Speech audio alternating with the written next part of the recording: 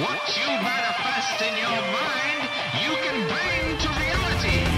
UFC from Shenzhen, China, just happened this past Saturday morning. Super early morning. Started at, I believe, like midnight on Saturday morning or like 3 in the morning. I don't know. I waited till I got home. I had to work, got home, threw on ESPN Plus where the main card was. Did not watch the prelims, just watched the main card. And it was a fun card. Being in China, there's a lot of names on the card that I wasn't familiar with. But the headliner, Zhang Weili versus Zhang versus Jessica Andrade. Andrade just coming off the win to get the belt, the women's strawweight belt from Rose Namajunas. She was losing the fight against Rose. Rose was piecing her up. But kind of a mental lapse in Rose's defense or trying to get a submission or hold on to a submission. She ended up getting slammed on her head. Lost the title to Andrade. Andrade decided to agreed to defend her belt by going to the contender's country. So she went to China to defend her belt for the first time. I picked Weili for this one. She was undefeated. I think maybe she lost her first fight, but she's like 19 wins in a row for Weili Zhang. But she looked great. She pieced up Tecia Torres. Tecia Torres was starting to put together a nice little run for the title herself, and seeing her against Weili Zhang, which I think that went to a decision. It was just a fight where I got to see Weili and what she can do.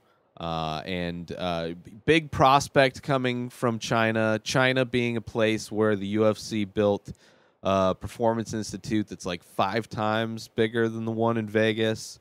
Really, I think really trying to throw some competition towards one championship. Although I think the performance institutes are open to they're fairly open to a lot of fighters, so they kind of benefit MMA as a whole and not just the UFC. But Weili Zhang looked great, got an early finish in the first round, just nonstop. Maybe some of those elbows were to the back of the head, but the knees were solid. A lot of those elbows were solid, and maybe they weren't to the back of the head necessarily, but she was just nonstop. Andrade just had nothing. I don't think she was able to do anything in that fight. I think it was just basically just her trying to survive and then ended up not being able to survive. The co-main event, Li Jingliang was, definitely somebody that I've seen fight a lot of times. He's looked great. I think maybe not the most consistent fighter, but he fought Elizio Zaleski dos Santos, who's a capoeira guy. It was definitely a back-and-forth fight. Ended up getting a finish, though, in the 3rd round for Jingliang. Overall, fun night. The main card started off with a fun card. It was a catchweight.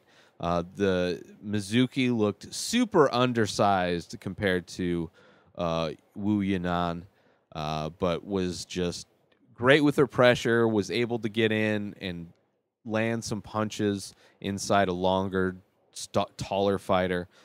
Just looked good. It was close, but I agreed with that win. There's some good fights. So even the other ones that went to decisions, like a lot of back and forth.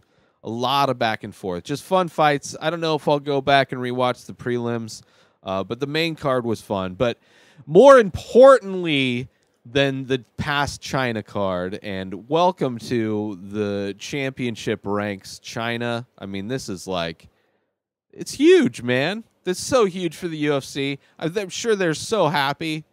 The fact that, I think Andrade probably wasn't going to hold on to that belt for very long regardless, even if she got the rematch with Rose Namajunas. I think Rose would beat her in a rematch. I would love to see Rose fight Weili Zhang. I think that's a great matchup for Rose to come back. Just great styles because they both seem to be pretty well-rounded. I think maybe Rose an edge on the ground game, but that would be a great fight. But there's a pay-per-view, a stacked pay-per-view coming up, UFC 242 from Abu Dhabi, and headlined by Khabib Nurmagomedov versus Justin Poirier, uniting the belts at lightweight. Poirier with the interim belt, beating Max Holloway. I really hope Dustin Poirier pulls this off. Nurmagomedov has only really beat, if you look at his resume, he's only really beat, like, McGregor is a big name that he has. And then, I mean, he fought like super short notice fight against what's his face, Ally Quinta, Barboza. But Barboza's like, he's kind of like, he's not former champ. Like, I mean, he's definitely a tough one. Michael Johnson was kind of like, he's beaten tough guys, but like in the lightweight division, it is like such a stacked division. Like, he never fought Tony Ferguson for all of the reasons. So, I mean, he did beat Conor McGregor, but it's also like a Conor McGregor that was like, had no worry of money and was injured. I don't want to make excuses. Nurmagomedov won the fight. But I don't know if he would win a rematch. Dustin Poirier, I want Dustin to win. I think Dustin can win. I hope he goes in healthy. I would imagine a big reason why he wouldn't win is if he's injured, which both of these guys, I mean, Nurmagomedov is known. It's been on a good run, but he's known for pulling out of cards in the past. So hopefully he goes in. Hopefully that happens. Edson Barboza versus Paul Felder. That's an amazing fight. I think Paul Felder's got it. I think he's a little bit more well-rounded.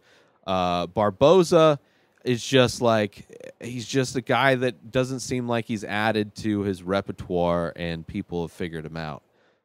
So I don't know. I got Paul Felder. That's going to be a crazy fight, though. Islam Makhachev versus Davi Ramos. I don't know on that one. Curtis Blades coming off of his loss to Ngannou versus Shamil Abdurakhimov. I got Blades. Blades was on a run, ran into the fists, as many do, of Ngannou. Marbek Tatsumov versus Carlos Diego Ferreira. That's, I don't know. Tatsumov probably. You got Joanne Calderwood coming back. Kind of crazy. I think her last fight, she was literally the first fight on the early prelims, and I think she lost that fight. So it's weird that she's the feature bout for the prelim, the prelim card on It's on, and that's weird too that it's on FX. Like, Disney owns the right to. Like, this is some weird. Like, the early prelim. None of this is on ESPN at all. Early prelims are on Fight Pass. The prelim is on FX. That sucks if you're a UFC fan and you don't have cable. Like, good luck. Look into VPNs and Fight Pass. Germany's a great country. Let's just say this is a good card. Calderwood. Yeah, I would imagine these Bilal Muhammad is always great. Nordine Taleb. Zach Cummings. I'm looking forward to it. It's probably going to... I can't wait. I'm very excited for this lightweight fight. I hope Dustin Poirier pulls it off. He has the tools. He's far more well-rounded. It's just, we need to find somebody once you can stop Nurmagomedov from taking you down, if you can nullify that, then he's dead. He's dead in the water. And once you figure that out, then he has nothing else. He's not going to be holding this belt once people figure him out. And he's figure-outable. He's a human being, and it's MMA. So that's it. I'm looking forward to UFC 242 from Abu Dhabi, and UFC from China was fun, and congratulations, Weili Zhang. New episodes of this show come out every single day. Subscribe on IGTV, YouTube, and everywhere else podcasts are found. You Purchase my original artwork over at inspireddisorder.com and save an additional 25% when you use coupon code RTS. At Ray Taylor for me on all social media. Have a wonderful day, everybody. Peace out!